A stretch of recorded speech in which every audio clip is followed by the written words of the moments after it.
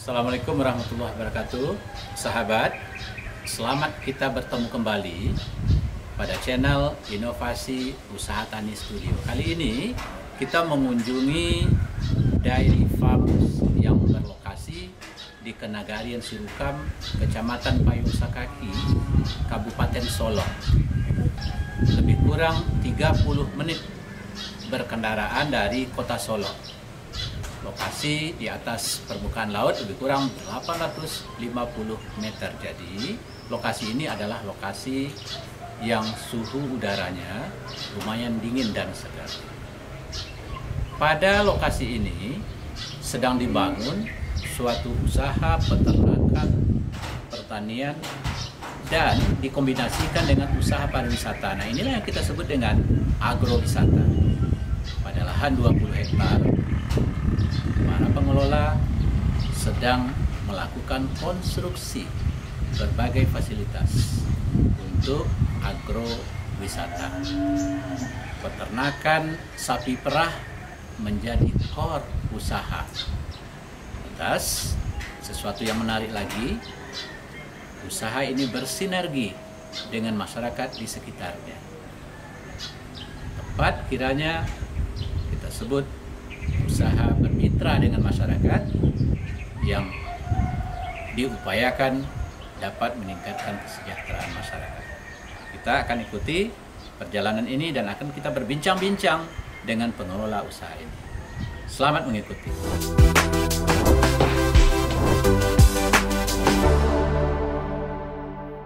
Pak Ivan, kita lihat ini sepertinya masih sedang konstruksi dari apa yang kita sebut ini lokasi terpadu antara farm, barangkali juga orientasinya pariwisata. Sebetulnya konsepnya seperti apa nih Pak? Ini sebenarnya gerakan, jadi gerakan yang kita bangun bersama-sama dengan pihak lain yang memiliki keunggulan, ya kan? Kemudian kita juga memiliki keunggulan lain yang kita kombinasikan sehingga tercipta berbagai unit kegiatan usaha. Baik itu di kegiatan peternakan, kemudian yang di wisatanya. Contohkan misalnya di lahan kita ini udah berdiri itu usaha sapi pedaging. Nah, itu kita coba kembangkan konsep potong. betul Pak. Sapi potong, sapi pedaging itu konsep ternak dan bank pakan. Apa maksudnya? Nah, kalau di Sirukam ini kan itu banyak, ya kan, lahan-lahan yang tidak produktif. Kemudian kita coba utilisasi lahan-lahan yang tidak produktif ini, kita tanamin itu hijauan, kayak rumputnya rumput odot, pakcok, kemudian jagung. Jadi lahan yang sebelumnya lahan tidak produktif milik masyarakat di sini. Yang sebetulnya masyarakat tidak tahu mau diapakan lahan itu barangkali. Yang paling gampang itu kita tanam rumput, Pak. Sekarang rumput hijauan yang kita makan untuk ternak kita. Betul. Itu yang bank pakan. Jadi kita bikin dulu hijauannya, bank pakannya. Baik. Nah, kemudian setelah kita buat bank pakannya, di tengah-tengah bank pakan tersebut kita bikin kandangnya. Kandang sapi pedagingnya. Nah, konsepnya adalah satu kandang itu, ya kan, berisi 10 sampai 12 ekor sapi pedagingnya yang dikelola oleh satu orang peternak lokal atau satu keluarga. Oke, baik. Itu masyarakat di sini. Betul. Berada di tengah-tengah mereka. Betul. Baik. Jadi yang mengelola satu kandang itu mereka fokus, Pak. 1 kali 24 jam itu aja kerjaannya. Ya kan? Jadi hijauannya udah tersedia di lingkungan kandang. Iya. Kemudian kami, ya kan, menyediakan konsentratnya tambahannya seperti dedak. Kemudian karena ini berkembang sapi perah, kita juga ada bungkil sawit, ada juga bungkil kedelai, ya kan, vitamin mineralnya. Nah, si peternak yang kita udah amanahi, ya kan, untuk mengurus 10 sampai 12 ekor sapi ini, ya kan, tinggal ngarit, ya kan, mencari hijauan di sekitar kandang. Yang ada sekitar Betul. Itu. Sudah berapa peternak Pak Ivan sekarang ya? Udah tiga keluarga. Itu udah ada 3 kandang, itu sekitar 39 ekor. Sekarang 38 ekor sapi. Jadi Pak Ivan melihat bahwa dengan pemeliharaan ternak bisa menjadi pendapatan utama juga, sumber pendapatan utama bagi mereka. Yang sebelumnya beternak hanya usaha sambilan saja. Baik, tadi saya dengar juga kita punya ternak perah, sapi perah. Iya. Sapi perah juga begitu modelnya, ada di masyarakat atau di kita saja di sini? Kalau awalnya kita sendiri Pak yang Kita ini. sendiri. Karena sapi perah ini luar biasa, padat modal, Iya. padat ilmu, ya kan, dan entry barrier-nya luar biasa. Oke. Jadi kita juga memulai dari kita dulu, ya kan. Insya Allah kalau ini berkembang, mudah-mudahan bisa kita menjadi inti plasma, Pak. Oke, baik sekali. Masyarakat. Jadi kita ketahui wilayah ini budaya masyarakat tidak memelihara sapi perah nih. Betul. Kalau di Sumatera Barat yang utama hanya sekitar Padang Panjang gitu ya. Iya, Pak. Artinya Pak Ivan mengedukasi masyarakat juga untuk paham bagaimana memelihara sapi perah. Betul, Pak. Oke, baik. Ini jumlah sapi perah dalam suatu usaha yang paling banyak, yang terbesar di Sumatera Barat, saya kira. Berapa ekor sekarang sudah sapi perahnya yang ada di Yang udah masuk ke kandang kita itu 152 ekor, Pak. 152 ekor. Bukan main-main usahanya gitu ya. Iya. Nah, hijauan dari mana itu Pak Ivan sekarang? Nah, kalau hijauan, hijauan kita untuk sapi perah ini ada dua, Pak. Pertama yang paling itu jagung, Pak, jagung pakan. Jadi jagung ayam kata Ya. orang di sini. Jadi jagung ayam itu batang daun buahnya itu yang kita chopper, Pak. Baik. Sebagai hijauan. Nah, sekarang karena di Kabupaten Solo ini budidaya untuk jagung pakan ini belum begitu banyak, sehingga kita harus mencari ke kabupaten tetangga, Pak. Jagung Sekarang juga ditanam oleh masyarakat, bukan oleh perusahaannya Bukan. sendiri. Baik. sebagian ada yang kita tanam, Sebagian ada. yang Jadi betul. paling tidak bermitra juga dengan usaha tanaman jagung dari betul, masyarakat. betul, untuk sumber pakannya. Oke. Baik. Nah, lantas dengan 100 ekor lebih sapi perah. Produksinya tentu bukan sedikit juga. Ke depan apakah lokasi ini mempunyai usaha processing susu atau seperti apa ke depannya? Ya betul, Pak, memang udah kita sediakan tuh. Jadi memang integrated farming system. Jadi kita mulai dari farmnya, dari kandangnya, kemudian ada sampai hilir processingnya. Ya. Itu udah di satu tempat, Pak. Oke. Nah, insya Allah akhir tahun ini kita udah produksi. Oke, Jadi baik. dari 150 ekor sapi perah yang udah datang jenis FA itu kita udah IB. Ya, insya Allah perkiraan kita akhir tahun ini kita udah produksi. Oke. Sehingga nanti kita sampai ke produk akhirnya. Nah, berupa fresh milk dengan kemasan tersendiri dengan brand tersendiri. Oke. Ada sapi potong, ada sapi perah. Saya lihat ada juga ayam nih, ayam spesifik dari Iya, Solo, ayam iya. Pukuk Balengge namanya, Betul, ayam Pak. fancy gitu. Iya. Itu kita lakukan dalam upaya seperti usaha bisnis atau hanya hanya untuk kesenangan tersendiri saja. Jadi pola pikirnya gini, Pak. Pola pikirnya kita melihat ayam ini semakin langka, ya kan? Iya. Karena ayam bagus itu tersebar di bawah orang kemana-mana sebagai oleh. Tapi ya kan karena ayam ini punya spesies khusus, ya kan? Ayam genetik ya, Iya. yang susah untuk dikembangkan sehingga mulai langka. Nah, kita berpartner lah sama ada peternak Yang Kabupaten Solo ini yang mengerti, yang udah 12 tahun. Oke, baik. Ya kan, baik, yang baik. untuk membudidayakan ayam Pukuk Balengge. Jadi kami itu partner gerakan, Pak, semuanya. Oke, baik. Kami sediakan fasilitasnya, kandang semuanya. Beliau datang ke sini untuk bersama-sama sama kita untuk membudidayakan ayam Pukuk Balengge. Jadi intinya adalah pertama pelestarian, yang kedua meningkatkan kualitas pokok ayam Pukuk Balengge ini. Oke. Yang ketiga, ya kan kalau bisa ini menjadi sumber ekonomi bagi masyarakat, Pak. Oke, Luar baik. biasa. Karena kalau udah menjadi hobi, nilainya Ya, pasti. betul. Nah, itu Pak, kejarannya. Baik, saudara, kita lihat ini adalah suatu usaha bisnis yang tidak hanya memikirkan keuntungan untuk diri sendiri, tapi ada upaya untuk menimbulkan gerakan peningkatan produktivitas masyarakat yang ada di sekitarnya.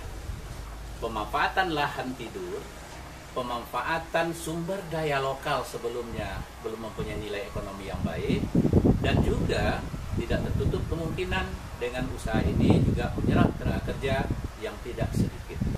Pak Ivan, sepertinya lokasinya sangat indah, sangat menarik. Nah, barangkali ini juga yang menyebabkan tidak hanya untuk peternakan, pertanian, tapi juga untuk lokasi wisata. Sehingga jadilah ia ini menjadi agrowisata.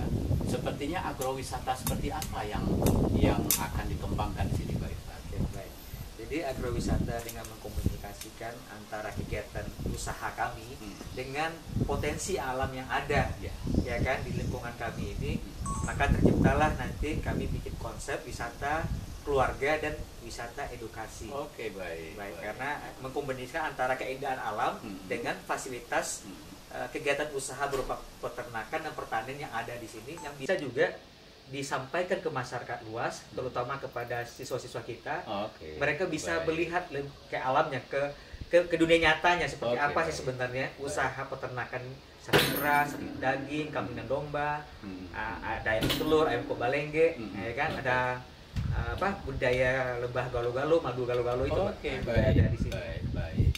Fasilitas apa yang kita kembangkan nanti itu untuk menunjang kebutuhan wisatawan yang ada, Baik, kalau fasilitas yang ada, penunjang utama sekarang Bapak lihat itu ada masjid ya, sebagai sentra untuk ibadah. Kemudian ada cafe and resto. Kemudian ada taman yang udah kami set up. Jadi landscape-nya seperti ini, udah kami tanamin bunga, ya kan.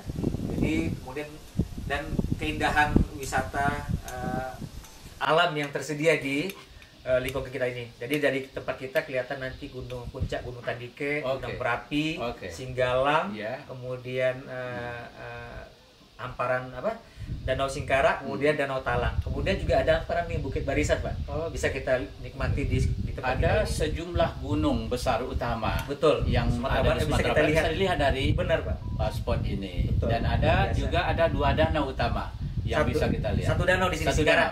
Danau Singkarak. Danau Singkarak juga bisa dilihat dari sini. Benar. Luar biasa. Dengan mengunjungi satu tempat ini, ada sejumlah pemandangan alam yang luar biasa kita nikmati. Baik. Lantas, ada juga ada fasilitas edukasi maupun misalnya camping ground misalnya yang kita sediakan di sini. Insya Allah ada, Pak. Jadi kalau untuk bagi teman-teman wisatawan yang ingin menginap, itu kita sediakan camping groundnya. Ya kan, mungkin satu tenda itu kapasitas yang baru tersedia sama kita sekitar 4 orang. Tapi kalau next bisa kita sediain tenda yang lebih besar, ukuran 6 sampai 8 orang gitu. Nah, mudah-mudahan untuk sekitar 30 sampai 40 orang yang bisa satu kali kunjungan bisa kita akomodasi. Betul, Bapak. Sekitar 40 orang bisa diakomodasi sekaligus datang di sini, bisa nginap di sini dengan fasilitas yang penunjang. Ada tadi rumah ibadah, ada kafe dan resto juga. Produk peternakan tentu saja disediakan di situ. Baik, sangat menarik sebetulnya. Atas lokasi ini kita bisa capai dari kota Solo berapa lama berkendaraan? Paling lama 30 menit, Pak. 30 menit dari pusat kota Solo. Dari pusat kota Solo bisa dicapai 30 menit sampai ke sini. Tidak terlalu jauh. Bahkan bisa kita katakan bahagian dari kota Solo ini. Betul. Dengan 30 menit. Lokasi ini terletak berapa ketinggian dari permukaan laut ini, Pak? 850 Dengan mPl, demikian pasti udaranya sangat sejuk ya, sejuk. dingin. Kalau malam hari apalagi ya, sangat dingin sekali. Baik, hebat lokasi ini. Jadi saudara, ini salah satu spot agrowisata yang belum banyak lagi kita miliki, terutama di Sumatera Barat, yang terorganisir dan terintegrasi dalam suatu tempat. Kita bisa menikmati pemandangan alam yang luar biasa. Ada proses edukasi juga, terutama untuk pertanian dan peternakan. Dan kami dengar juga dikembangkan pertanian minyak atsiri, terutama minyak nila. Kita dengar tadi, kita melihat Pak Ivan, ada di situ penyulingan nila. Apakah perusahaan atau usaha kita ini punya kebun nila atau kebun nila masyarakat juga yang kita menjadikan bahan baku kita? Nah, makanya memang hilirisasinya udah kita dirikan di lahan kita ya, Pak ya. Penyulingannya itu kapasitas 1 ton. Nah, untuk di budidayanya, lahannya itu pertama kita kerjasama sama masyarakat. Itu lahan di masyarakat. Nah, prinsip kerjasamanya itu kita beri, ya kan, tiap kepala keluarga itu 2.500 sampai 5.000 bibit nilam gratis, Pak. Bibitnya gratis. Bibit gratis. Itu bibit nilam yang kita kembangkan di lahan kita. Itu bibit dari Aceh, Sidikalang ya. Memang kita bikin kebibitan di lahan kita ini. Itu kita udah produksi sekitar 2 juta bibit. Oke, baik. Nah, itu yang sebagian kita kasih gratis ke masyarakat yang mau kerjasama menanam nilam di lahannya. Nanti panennya kita yang tampung. Betul. Oke, baik. Ada kontraknya kita bikinkan. Jadi ada pemberian bibit gratis, kemudian ada pemberian modal pinjaman tanpa bunga. Oke, baik. Maksimal itu 3 juta per Modal pun diberikan oleh perusahaan ini. Untuk Jadi mengolah pertanian. menggerakkan masyarakat tidak hanya edukasi, tapi juga didukung finansialnya. Betul. Nah, lantas juga didampingi malah. Didampingi, betul. Baik. Ini suatu usaha pihak swasta yang berorientasi untuk meningkatkan kesejahteraan tidak hanya untuk pengusaha, tapi juga adalah untuk masyarakat yang ada di sekitarnya. Pak Ivan, tadi kami sambil lewat juga melihat kopi sedang dijemur, pengeringan kopi. Apakah perusahaan ini juga berorientasi untuk mengembangkan petani kopi di daerah kita ini? Iya, betul Bapak. Jadi gini, kalau kita lihat ya kan, kalau pencinta kopi itu Sumatera Barat juga terkenal dengan kopinya yang lezat, Pak.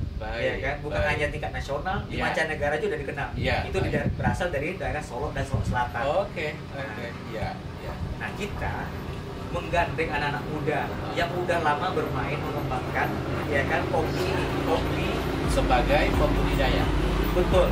Dan juga sebagai pemproses. Sebagai pemproses juga. Iya, betul. Budidaya. Jadi pemproses juga mereka gitu. Karena kita nggak ada pengalaman kan. Jadi kan prinsip kita adalah seperti yang saya sampaikan di awal tadi adalah gerakan. Yang satu gerakan bersama-sama untuk menciptakan suatu unit bisnis. Ya kan? Nah, kebetulan kita ada kelebihan. Kemudian anak-anak muda yang tergabung di dalam koperasi kopi Solo Rajo.